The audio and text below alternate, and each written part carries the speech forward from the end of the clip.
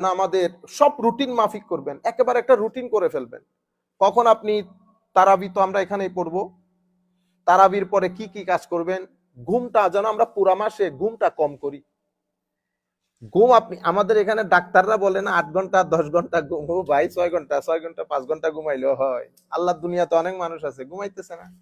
আপনি বেশি ঘুমাইলে ইউজ টু হয়ে গেলে তো আপনার 10 ঘন্টা ঘুমাইতে হবে, নাইলে তো আপনি টায়ার্ড হয়ে যাবেন।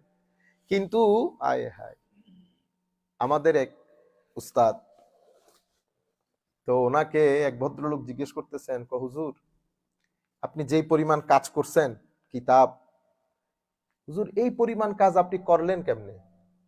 বেটা আমি মেইন কাজ রাতে করি। তো ও বলতেছে, হুজুর রাতেও তো আমরাও করি, কিন্তু আমরা আমাদের পুরা জীবন ফালাই দিলাম, আমরা তো আপনার 100 ভাগের 1 ভাগও করতে পারি নাই। হুজুর এটা আপনি করেন কিভাবে, আপনি রাতে কখন ঘুমান? তখন উনি হা হা করে একটু হাসলেন, হেসে বলতেছেন, বেটা রাত আল্লাহ কা হে। রাত কিসকা? আল্লাহর। রাত আল্লাহর। সংক্ষিপ্ত উত্তর, জিসকে লিয়ে আল্লাহ চাহতা है बढ़ा देता है। যার ব্যাপারে আল্লাহ সিদ্ধান্ত নেন তো রাতের বরকত কি করে দেন? বাড়াই দেন। সংক্ষিপ্ত উত্তর।